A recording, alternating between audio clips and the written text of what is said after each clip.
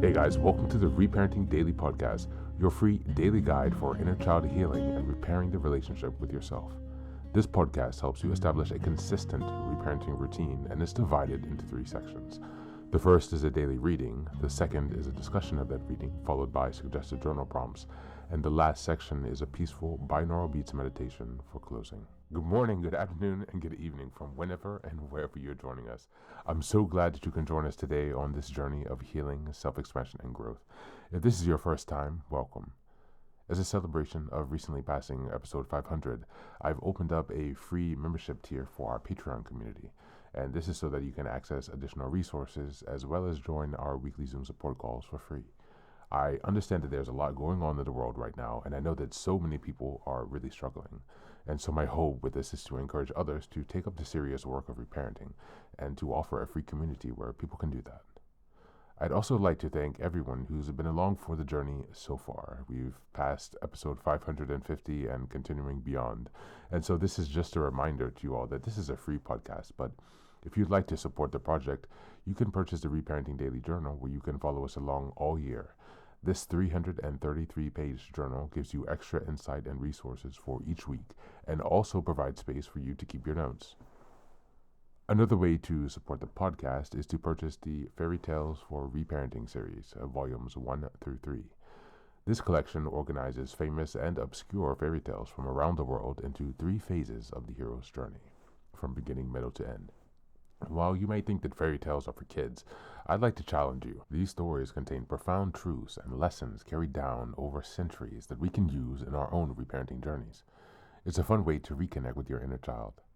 Each volume comprises 10 fairy tales. Each volume also contains an analysis section that helps you dive deeper into the message, as well as journal prompts with space for you to keep your notes. Lastly, you can also support this podcast by taking a paid Patreon subscription, by purchasing some of the books that are available on Amazon, or by donating on Buy Me a Coffee. You can find all this information on the Support Us section on the website. Thank you again for your time. And so now with these announcements out of the way, let's dive into today's practice. Hey guys, today we're going to be listening to a talk entitled When You Are on the Precipice of Your Greatest Power by Myss. As always, we'll only listen to a portion, and you can find a link in the show notes to listen to the full lecture in its entirety. She has plenty of content available, so please do check it out. In case you're unfamiliar with Myss, she is an American author and public speaker who's known for her work in spirituality, mysticism, and medical intuition. She became very prominent in the 90s and has since written many famous books, world-renowned books, and is also known for her work in medical intuition, archetypal work, and energy medicine. I've recently come across her within the past few months, and I think over the summer actually. And so I've been really captivated by her lectures. I really identify with the way she explains things, and I found it very beneficial in how I am constructing and working on this reparenting journey.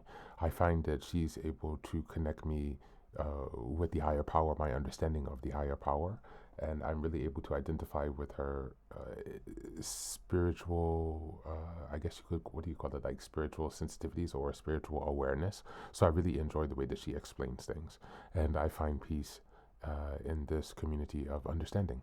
And so without further ado, here's Myss.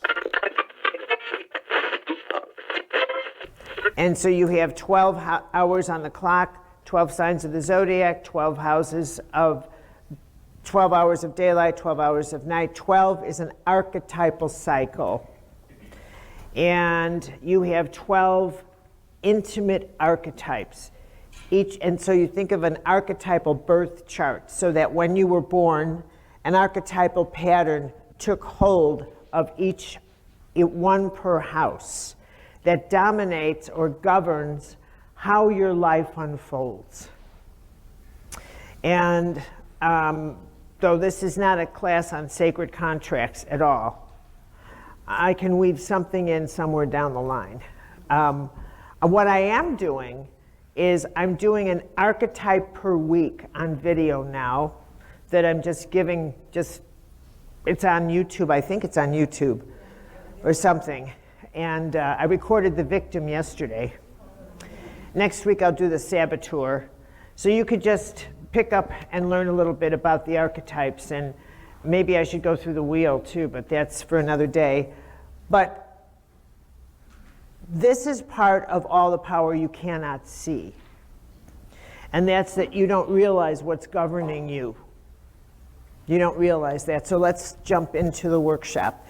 And in fact, I had breakfast with two people who I love forever and dearly. And one of them is Michelle, and I might put Michelle on the spot for a second because she knows a lot more about what I'm about to say.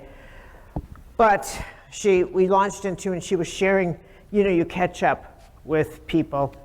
And she was telling me what her son, August, is doing. And he's teaching artificial intelligence at New York University, am I correct? Right, New York University.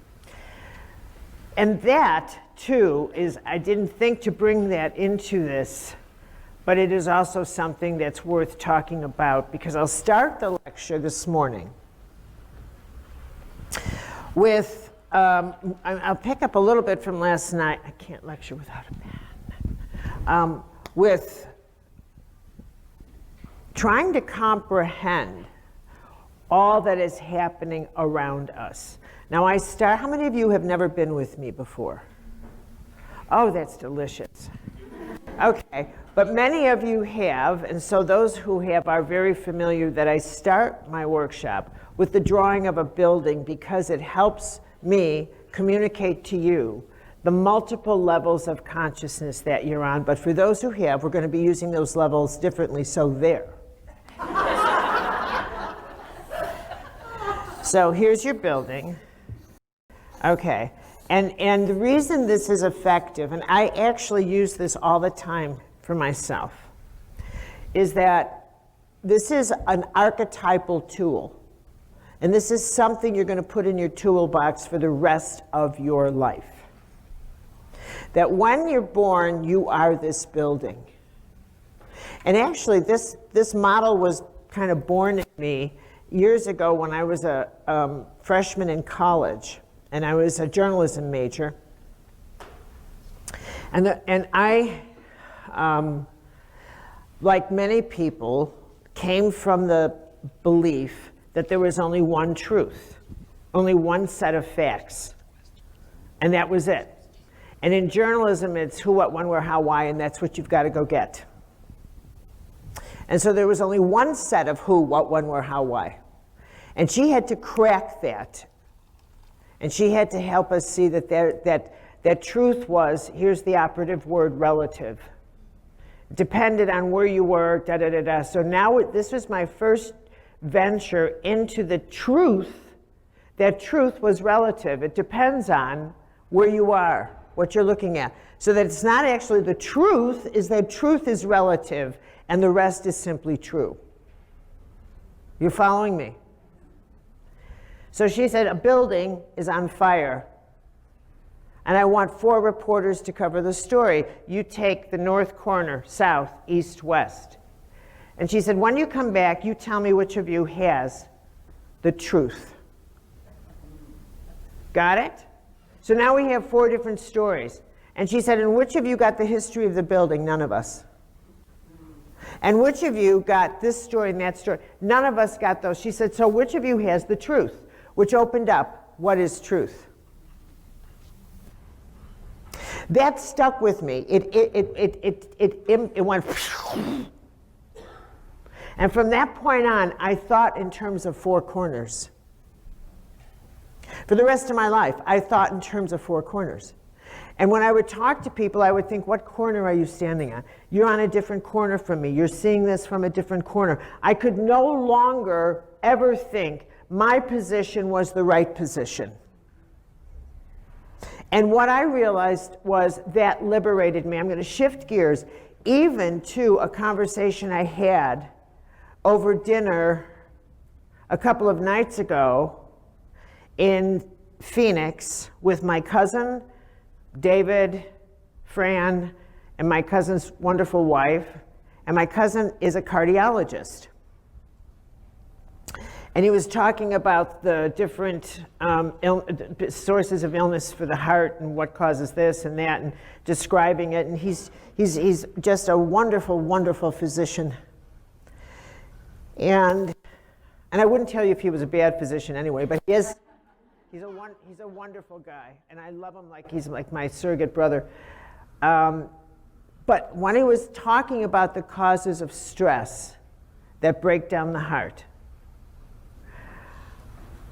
I'm up here, as you will be shortly, from the first floor. Overweight, cholesterol, stuff that you are familiar with. And I'm up here thinking, what about the stress of living a deceitful life? What about the stress of lying?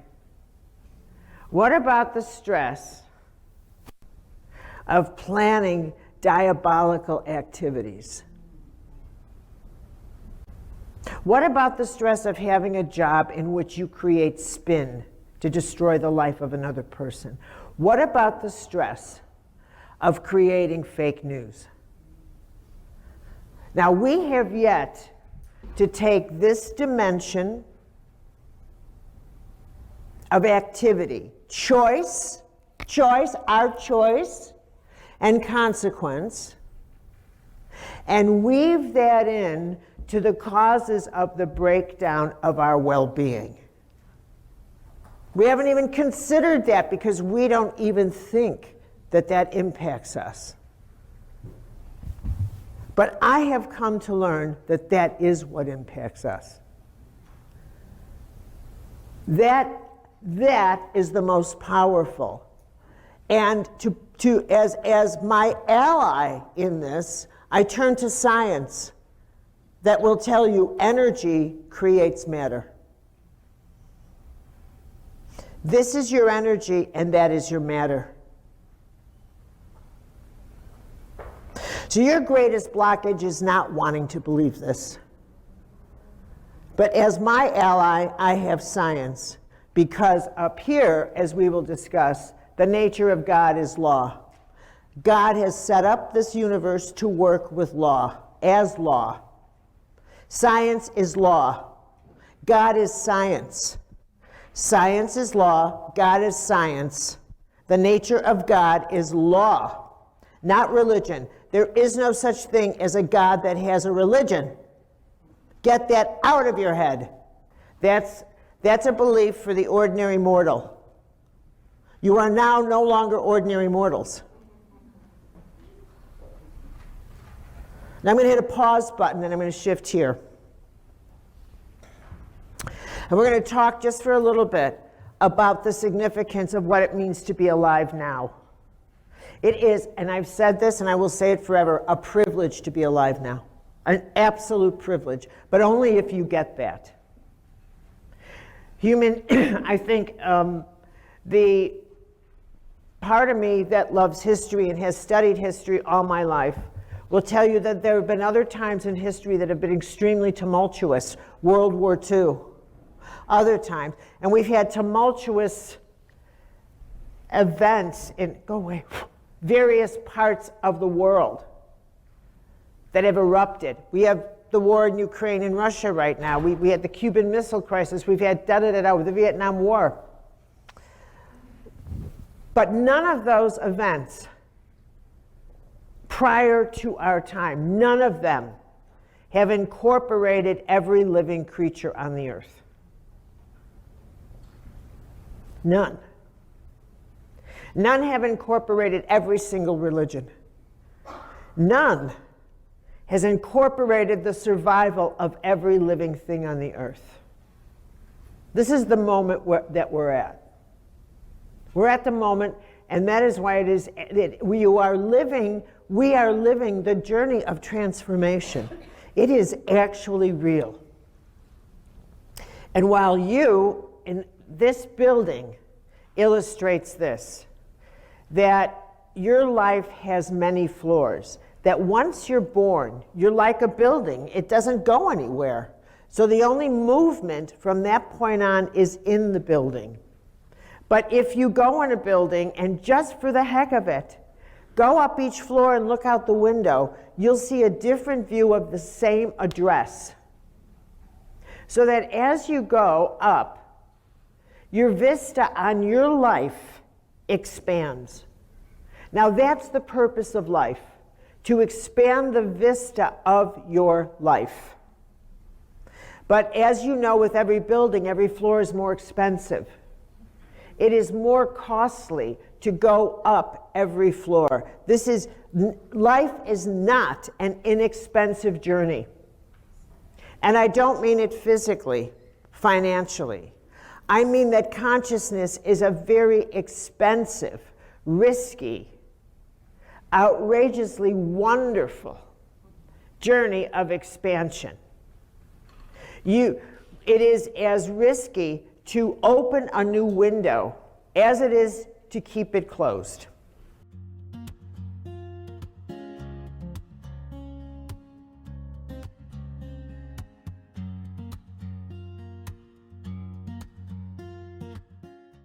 In this lecture, Caroline Myss explains that moments of extreme uncertainty, fear, or loss of control are not signals of failure.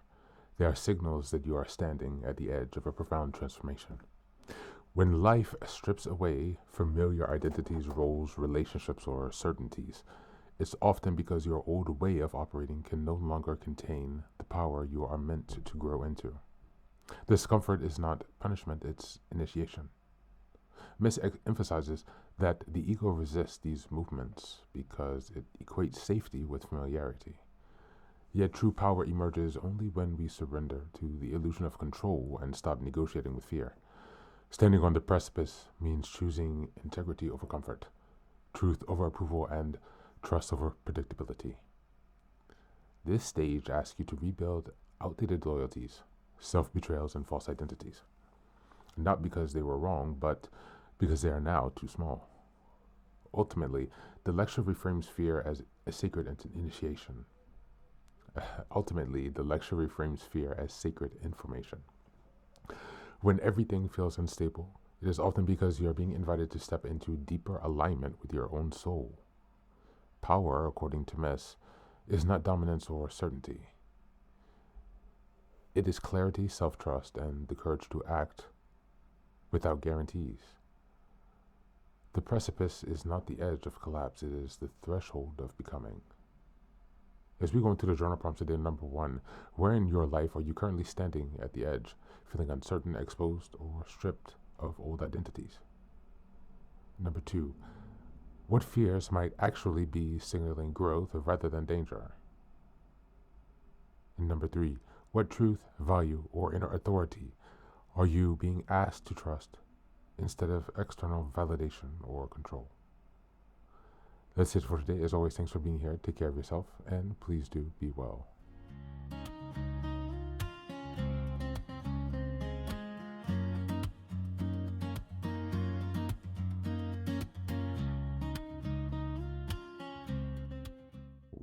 Welcome back. Now, this is the third and final section of the daily podcast. This is your silent meditation. Please go ahead and find a space where you can be comfortable and undisturbed, where you can relax and spend some time with yourself for this 10-minute silent meditation. You can choose to be sitting, standing, lying down, or in whatever position makes you comfortable today. Take a moment to simply be with yourself. Focus on your breath and gently connect with each part of your body. If thoughts arise, don't let them overwhelm you.